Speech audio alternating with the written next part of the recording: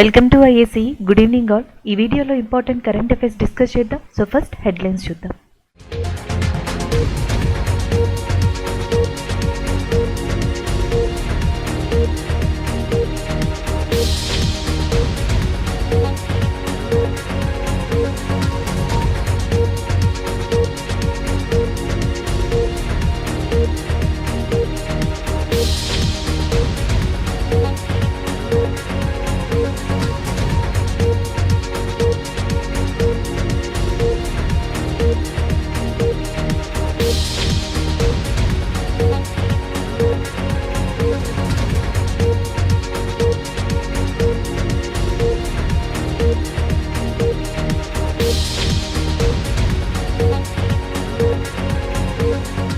So current affair వచ్చేటప్పటికి rare disease day.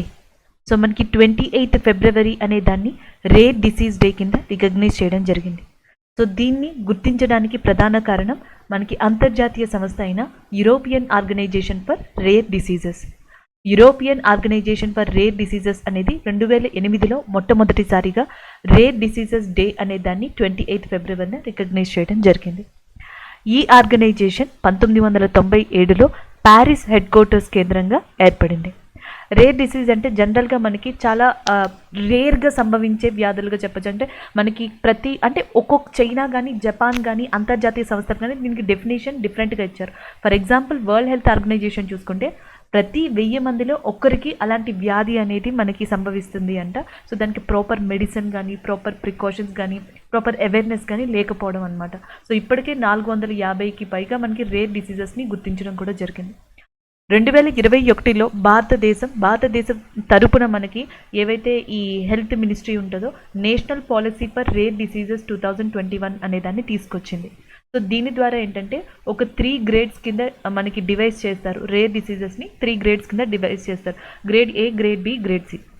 So ఏవైతే తీవ్రంగా ఉన్నాయి, ఎవరైతే ఎక్కువగా దాంతో బాధపడుతున్నారో అవన్నీ గ్రేడ్ ఏలో పెట్టడం, దానికి ఎక్కువగా ఫినాన్షియల్ సపోర్ట్ చేయడం, ఎక్కువ సర్వీసెస్ని ఇవ్వడం ఇలా. సో ఆ రేర్ డిసీజెస్ని బాధపడే వ్యక్తుల్ని బట్టి వాటికి ఉండే ఏవైతే మనకి కాన్సిక్వెన్సెస్ ఉన్నాయో సో ఆ కాన్సిక్వెన్సెస్ని బట్టి ఆ రేర్ డిసీజెస్ అన్నిటిని కూడా గ్రూప్స్ కింద కేటగరైజ్ చేయడం జరిగింది. అది నేషనల్ పాలసీ ఫర్ రేర్ డిసీజెస్లో మనం చెప్పుకునేది. అండ్ ఈ సంవత్సరం రేర్ డిసీజ్ డే యొక్క థీమ్ ఇతివృత్తాంతం వచ్చేటప్పటికి షేర్ యువర్ కలర్స్ అనేది దాని యొక్క థీమ్గా ఉంది. సో అది రేర్ డిసీజ్ డేకి సంబంధించింది. Zero discrimination day. So zero discrimination day అనే దాన్ని March 1న రికగ్నైజ్ చేశారు. దీన్ని మొట్టమొదటిసారిగా UN AIDS అనే సంస్థ రికగ్నైజ్ చేసింది. ఎయిడ్స్ కోసం అంతర్జాతీయ వ్యాప్తంగా పాటుపడుతున్న అంటే కృషి చేస్తున్న సంస్థగా చెప్పొచ్చు. ఎయిడ్స్ని నిర్మూలించాలి అండ్ యాజ్ వెల్ యాజ్ ఎయిడ్స్కి సంబంధించిన వ్యాధిగ్రస్తులు ఎవరైతే ఉన్నారో సో వాళ్ళందరికీ కూడా సర్వీసెస్ని ఎమోషనల్గా కానీ లేకపోతే హెల్త్ పరంగా కానీ ఇవ్వడానికి ఏర్పడిన అంతర్జాతీయ సంస్థగా UN AIDS అనే దాన్ని చెప్పొచ్చు. జెనీవా, స్విట్జర్లాండ్ కేంద్రంగా ఇది ఏర్పడింది. March 1న ఇది జీరో డిస్క్రిమినేషన్ డే అనే దాన్ని రికగ్నైజ్ చేసింది. అంటే ఇన్ టర్మ్స్ ఆఫ్ ఇన్కమ్లో కానీ జెండర్లో కానీ ఏజ్లో కానీ హెల్త్, ఎథినిసిటీ, డిజబిలిటీ, ఆక్యుపేషన్ ఎందులోనైనా సరే సో డిస్క్రిమినేషన్ ఉండకూడదు అనే ఉద్దేశంతో ఈ జీరో డిస్క్రిమినేషన్ డే అనే దాన్ని మనకి తీసుకొచ్చారు. ఒక్కొక్క సంవత్సరం ఒక్కొక్క థీమ్తో ముందుకెళ్తుంది. అంటే 2019లో వచ్చేటప్పటికి విమెన్కి ప్రయారిటీ ఇచ్చారు. అంటే విమెన్కి సంబంధించి జెండర్లో కానీ హెల్త్లో కానీ ఆక్యుపేషన్లో కానీ ఎథినిసిటీలో కానీ ఇలా దేంట్లో కూడా మనకి డిస్క్రిమినేషన్ చూపించకూడదు అని. దాని తర్వాత పర్టికులర్గా హ్యూమన్స్ని తీసుకోవడం జరిగింది. దాని తర్వాత పర్టికులర్గా ఒక సబ్జెక్ట్ని తీసుకోవడం జరిగింది. అలా ఎవరైతే మనుషులు ఉన్నారో ప్రపంచంలో వీళ్ళందరికీ మధ్య దేంట్లో కూడా డిస్క్రిమినేషన్ అనేది ఉండకూడదు అని చెప్పేసి March 1న జీరో డిస్క్రిమినేషన్ డే అనేదాన్ని జెనీవా కేంద్రంగా పనిచేస్తున్న అంతర్జాతీయ సంస్థ అయిన UN AIDS సంస్థ అనేది తీసుకురావడం జరిగింది. So next current affair Udaan Ek Mazdoor Bachche Ki అనేది బుక్ పేరండి. ఆధార్ వచ్చేటప్పటికి మనకి మిథిలేష్ తివారీ గారు. సో మిథిలేష్ తివారీ గారు కెప్టెన్ AD మానిక్ అనే పర్సన్ గురించి సో ఆయన ఎలా ఆర్మీలోకి ఎంటర్ అయ్యారు, ఎలాంటి ఆపరేషన్స్ని ఫేస్ చేశారు, ఎలా అభివృద్ధి చెందిన ఆయన లైఫ్లో ఎలాంటివి అచీవ్ చేశారు అనే దాని మీద మిథిలేష్ తివారీ గారు ఉడాన్ ఏక్ మజ్దూర్ బచ్చేకి అనే ఒక బుక్ని రాయడం జరిగింది. సో దీనిని ప్రముఖ ఎవరైతే మనకి సంగీతకారుడిగా చెప్పుకునే భజన్ సామ్రాట్ అనూప్ జలోత్ అనే పర్సన్ చేతుల మీదుగా ఇనాగ్రేట్ చేయడం కూడా జరిగింది. సో ఉడాన్ ఏక్ మజ్దూర్ బచ్చేకి అనేది బుక్ పేరు. మిథిలేష్ తివారీ గారు మనకి ఆధార్గా ఉన్నారు.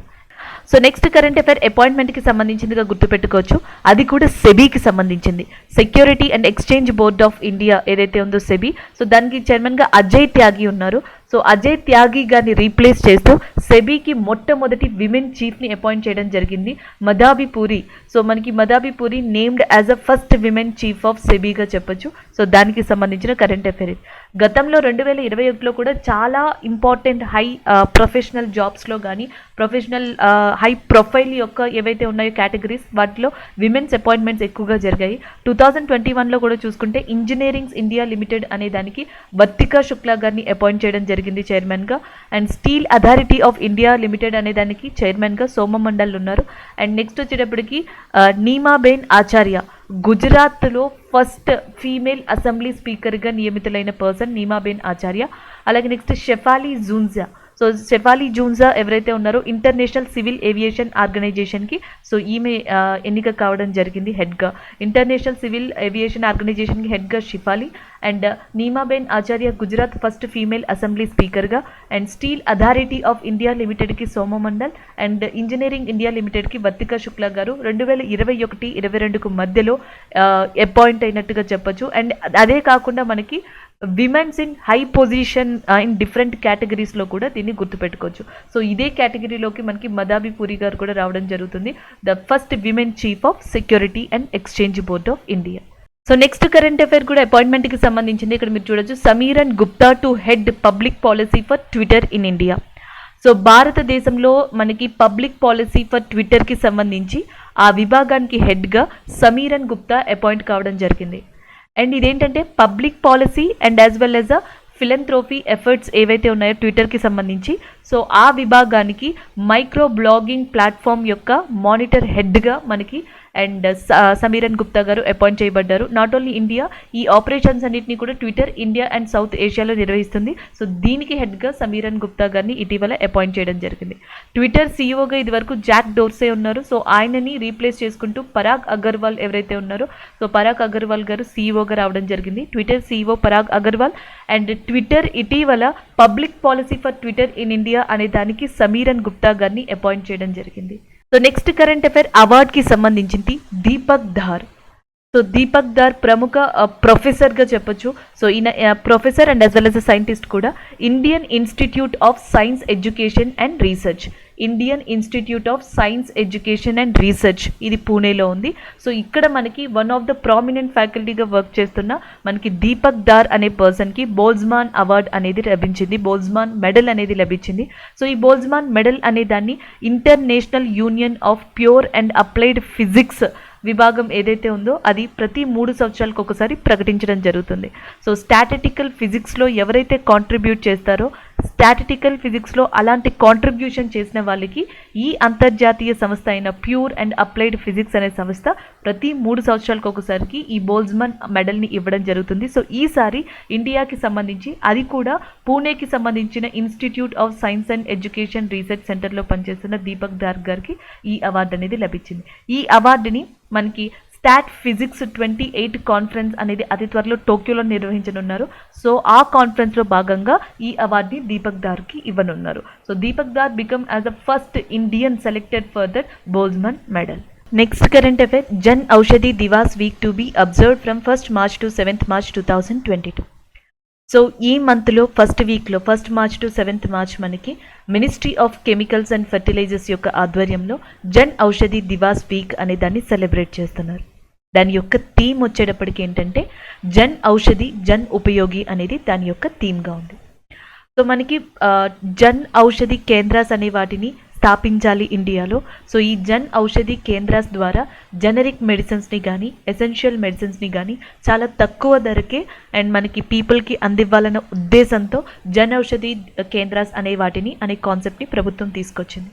సో ఈ సంవత్సరం 4th జన్ ఔషధి దివాస్ అనేది 7th మార్చ్న సెలబ్రేట్ చేస్తున్నారు. 4వ జన్ ఔషధి దివాస్ని 7th మార్చ్న సెలబ్రేట్ చేయనున్నారు. దీన్ని ఉద్దేశించుకుని 1st March to 7th March మనకి ministry of chemicals and fertilisers Jan Aushadhi Diwas week అనే దాన్ని సెలబ్రేట్ చేయడం జరుగుతుంది. గవర్నమెంట్ ఆఫ్ ఇండియా యొక్క టార్గెట్ ఏంటంటే 2025 మార్చ్ కల్లా కూడా ప్రధానమంత్రి భారతీయ జన్ ఔషధి కేంద్రాస్ని 10,500 వరకు పెంచాలి అనేది వీళ్ళ యొక్క లక్ష్యంగా ఉంది.